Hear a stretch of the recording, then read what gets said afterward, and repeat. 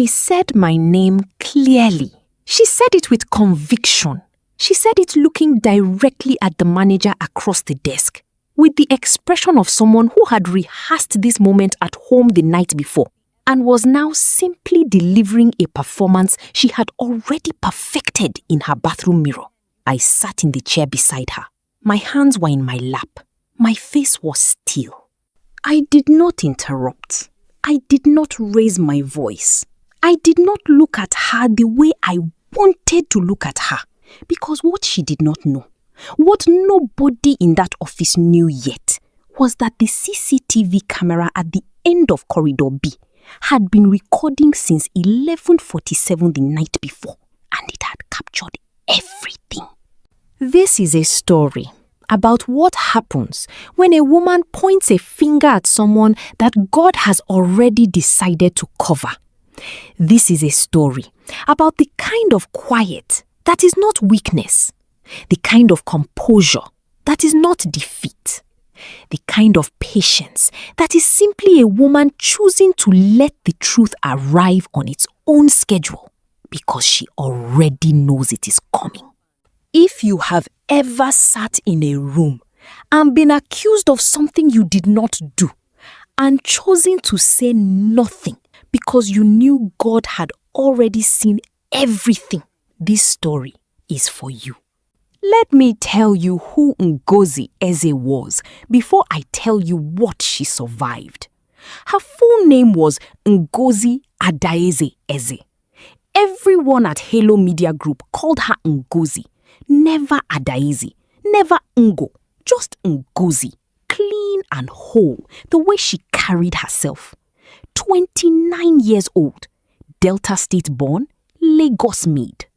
Second child of a retired customs officer father and a seamstress mother who had spent 20 years stitching other people's clothes in a small shop on Cable Point Road in Asaba and never once complained about it.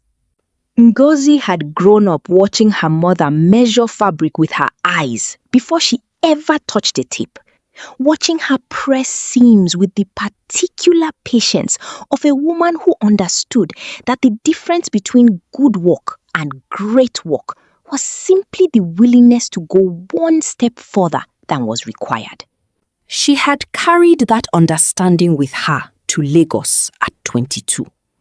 A degree in mass communication from Delta State University, a small black suitcase, a printed copy of her CV that she had formatted and reformatted 7 times because the alignment of the second bullet point on page 2 had been troubling her.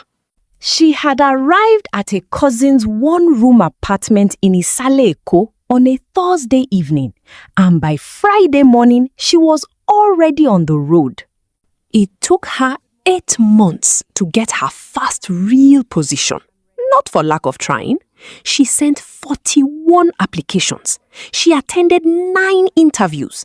She was told twice that she was overqualified for roles she had specifically underplayed her credentials to apply for. She was told once by a woman who could not bring herself to look directly at her that the position had already been filled.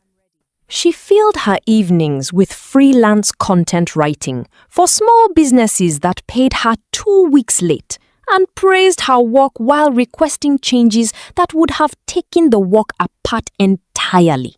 She did the changes anyway. She delivered before deadline anyway. She showed up anyway. Because her mother had taught her that the character you build in the seasons when nobody is watching is the only character that holds when the world finally turns to look. On the 9th month, Halo Media Group called back. She had applied 3 months earlier and heard nothing. She had filed the silence away and moved forward. And then the call came from an HR officer named Tolu, cheerful and efficient, saying Ngozi's name with a certainty that made her sit up straight in her cousin's plastic chair.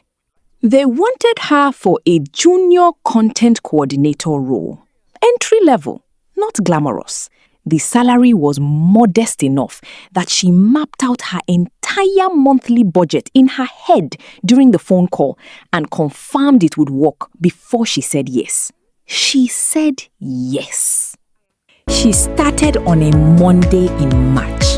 She wore a white blouse and black trousers that she had ironed the night before with the iron her cousin had lent her. She arrived 12 minutes early. She sat in the reception and she looked at the Halo Media logo on the wall and she said a quiet prayer, the kind that is not a request, the kind that is simply a statement. I am here. I will give this everything I have. The rest is yours. That was Ngozi Eze. Before any of what happened next, her name was Adana Chukwuemeka. Everyone called her Ada. Ada had been at Halo Media for 3 years before Ngozi arrived. She was 27. She was the kind of person who smiled at you in the corridor and remembered your birthday and brought small chin-chin to share at team meetings, and who had, in 3 years, managed to position herself as the unofficial social center of the content department without anyone ever being able to explain exactly how. She was good at her job. That is important to say. Not exceptional. Good. She delivered on time. She stayed within the lines. She had the particular competence of someone who understood the boundaries of their ability and had made peace with operating comfortably within them. What Ada had not made peace with was watching someone else operate outside those boundaries. When Ngozi arrived, Ada was the first person to offer to show her around. She walked her through the office with warm commentary, named every colleague with a small personal detail that made it seem like she was already letting Ngozi in on something exclusive. She gave her a spare notebook from her drawer. She texted her the lunch spots near the office that were worth knowing. In the first 2 weeks, Ngozi felt she had found a friend. By the 3rd week, she began to notice things. The way Ada answered questions in team meetings that Ngozi had raised, rephrasing them just enough to make them sound like Ada's own observations. The way she positioned herself beside the manager whenever Ngozi was being praised, nodding along with an expression of someone who had been part of the process she had not been part of. The way she passed certain information to Ngozi late, not maliciously late, not in a way you could report or describe cleanly, just slightly too late to be useful. Ngozi noticed. She did not say anything. She kept showing up, she kept delivering, she kept doing the work with the same attention her mother had given every seam in that small shop in Asaba, one careful stitch at a time. She told herself, people are complicated. Long familiarity changes the geography of a workplace. This is her ground. I am new. I will give it time. She gave it time. 6 months after Ngozi arrived, Halo Media Group signed a new partnership with an Abuja-based broadcast network. The kind of contract that shifts the entire direction of a small media company in a single afternoon. The content team was restructured. 2 senior coordinator positions opened up. He called her in on a Tuesday afternoon and told her he was recommending her for one of the 2 senior positions. Not because of politics, not because of relationships. Because when he looked at the output of the content department over 6 months and removed the noise, her fingerprints were on most of the work that had actually moved the needle. The manager, a quiet and precise man named Mr. Okafor, observed his team the way a man observes a chessboard, patiently, without rushing toward a conclusion he had not yet fully formed. He had been watching Ngozi for 6 months. Ngozi walked back to her desk and sat down. She did not celebrate loudly. She opened her laptop. She began working. She did not know that Ada, whose own application for the same role had been quietly declined without formal announcement, had been told the news by someone in HR who should not have told her. She did not know that what happened next had been planned with the same careful attention Ada had never quite applied to her actual work. The item that went missing was a company hard drive, not an ordinary one. A portable backup drive that contained raw footage from 6 months of client campaign shoots, unedited, uncompressed. Exactly the kind of archive that a small media competitor would pay to get their hands on. It sat in the shared equipment cabinet in the content department's workroom. Everyone on the team had access. The cabinet was locked at night. The keys were held by the team administrator and the department manager. On a Wednesday morning, the drive was not where it was supposed to be. Mr. Okafor discovered the absence during a routine backup check at 9:15 a.m. He said nothing publicly. He called his team administrator. He called IT. He reviewed the access log for the equipment cabinet. By 10:30 a.m., Ada had already sent him a message. She had something important to share. Could she speak to him privately? The meeting was called for 11 a.m. Ngozi was asked to attend. She was not told why. She walked into Mr. Okafor's office and found Ada already seated in the chair to the left. Ada looked at her with an expression of careful, pained reluctance. The expression of someone who is about to do something they wish they did not have to do and have spent considerable energy curating the appearance of that reluctance. Mr. Okafor closed the door. Ada spoke. She said she had not wanted to come forward. She said she had wrestled with it. She said she considered Ngozi a colleague and she had no personal reason to want this to go badly for her. She said all of this in the measured cadence of someone who had rehearsed not sounding rehearsed. And then she said she had seen Ngozi near the equipment cabinet the previous evening, late, after everyone else had gone home. She had returned to pick up a charger she had forgotten. She had seen the light on in the workroom. She had seen Ngozi at the cabinet with the drive in her hand. She said she had told herself it was nothing. She said she had prayed about whether to speak. She said she felt terrible saying any of it. Ngozi sat still.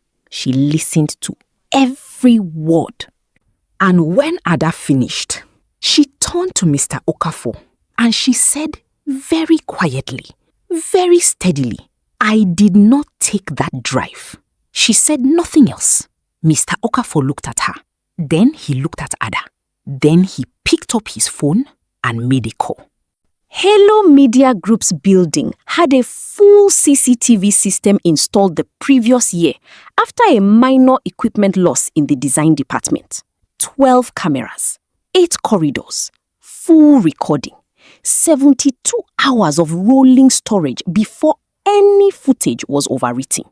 The security supervisor's name was Mr. Emmanuel. He had worked in the building for 4 years and had the particular calm of a man who had seen enough to know that most situations resolve themselves if you simply gave them the footage they needed. Mr. Okafor asked him to pull the Corridor B recording from 6 p.m. the previous evening to 8 a.m. that morning. Mr. Emmanuel pulled it in under 10 minutes. They watched it in Mr. Okafor's office. Mr. Okafor, Mr. Emmanuel, the HR officer Tolu, who had been called in quietly, and Ngozi and Ada, seated side by side in the chairs they had occupied since 11 a.m. The footage was clear. At 7:14 p.m. the previous evening, while the office was still occupied, while several colleagues were still at their desks, Ngozi walked past the workroom. She did not enter. She did not stop. The timestamp was unambiguous. At 11:47 p.m., the corridor was empty. At 11:49 p.m., it was not. Ada appeared from the stairwell entrance at the far end of the corridor. She moved quickly and without hesitation. The movement of someone who knew exactly where she was going and how much time she had. She had a bag over one shoulder. She was wearing the same pale yellow blouse she had worn to work that day. She went directly to the workroom. The workroom camera, smaller, ceiling mounted, the kind that is easy to forget is there, captured her at the equipment cabinet. Both hands. The drive removed. The cabinet locked again behind her. Precise. Practiced. 11 minutes from entry to exit. At 11:58 p.m., the corridor was empty again. The room was very quiet. There are moments in life that arrive so completely that they leave no space for gradual processing. The truth simply enters the room and rearranges everything that was in it. Ada's face did not fall the way faces fall in films, dramatically with tears arriving immediately. It fell the way real things fall, slowly first, then all at once. The careful expression she had worn since 11 a.m., the pained reluctance, the performance of a woman doing something she found difficult, it did not survive what was on that screen. She opened her mouth. She closed it. She looked at Ngozi. Ngozi did not look back at her. Tolu from HR asked Ada to please remain in the room and excused Mr. Emmanuel. Mr. Okafor placed both hands flat on his desk and was silent for a moment. I owe you an apology, he said. For this room, for this morning, Ngozi said. You followed the process. I understand. Then he looked at Ngozi. That was all she said. She did not say it for anyone else in the room. She said it because it was true. And because she had been raised to distinguish between someone who meant you harm and someone who was working with the information they had. Mr. Okafor had not accused her. He had called a meeting. He had pulled the footage. He had followed the process. That distinction mattered to her. It still mattered even now in the aftermath of the thing that had been done. The drive was recovered from Ada's car in the building car park at 12:40 p.m. that same day, still sealed in the case it had been stored in. She had not yet had the opportunity to move it elsewhere. Ada was suspended pending investigation that afternoon. She did not speak when she was told. She collected her bag. She walked to the elevator. The doors closed behind her, and the floor felt different in her absence. Not quieter exactly, but cleaner, like a window that has been opened in a room that has been closed too long. The senior coordinator position was confirmed for Ngozi 2 days later. Mr. Okafor told her in the same office, in the same chair, and this time there was no other chair beside her. She received the news the same way she had received the accusation, without performance, with stillness, with the quiet composure of a woman who had long since understood that both the difficult things and the good things must be met with the same measure of dignity. She called her mother that evening from the bus on her way home. Her mother listened to everything. When Ngozi finished, she was quiet for a moment. Then she said, "Ngozi, my daughter, the person who places a stone in your path does not know that you have been learning to walk on stones since before they knew your name." Ngozi smiled into the phone. She watched Lagos move past the window in the last light of the evening. The Okadas, the yellow buses, the women selling groundnuts at the junction. The city that had never once lowered its voice for her and had somehow, in spite of everything, become the place where she was becoming herself. "Yes, Mama," she said. I know. There is something the elders say that the modern world has tried to rephrase but has never managed to improve.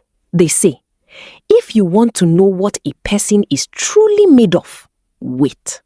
Not patiently, not passively, but the way a woman who knows her own worth waits, with her hands still in motion, her eyes forward, and not a single hour wasted on the person who thought she could be stopped. Ada had spent 3 years building a reputation on being liked, on being present, on being the first to offer help and the last to deliver substance. And in one night, with a bag over her shoulder and a cabinet key she should not have known how to operate, she had exchanged the one thing that is genuinely impossible to rebuild once it is gone. Her name in that building. What people thought when they had it. Ngozi did not celebrate that.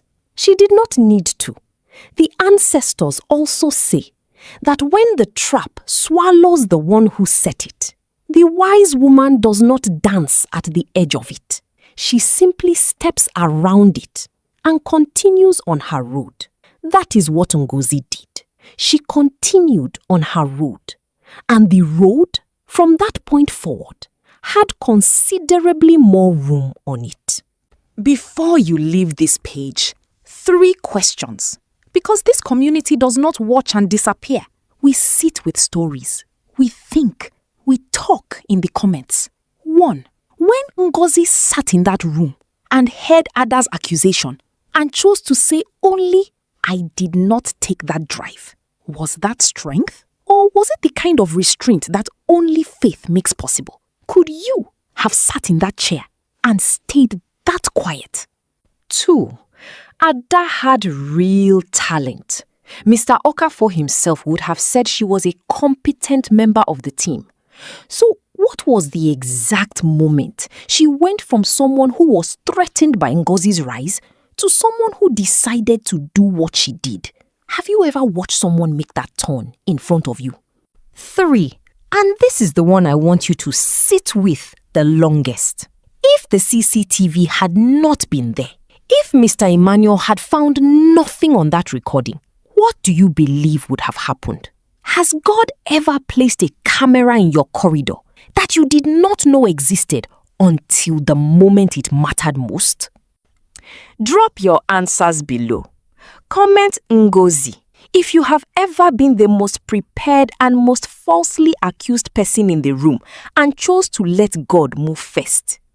Comment Ada if you have ever watched someone throw away everything they built in a single moment of fear and jealousy. This community does not judge. We discuss. We grow. We learn from women who stayed quiet when the noise was loudest and let the truth do the work they did not have to do themselves. This is Nara Storyteller, where every story is a mirror and every ending is a beginning.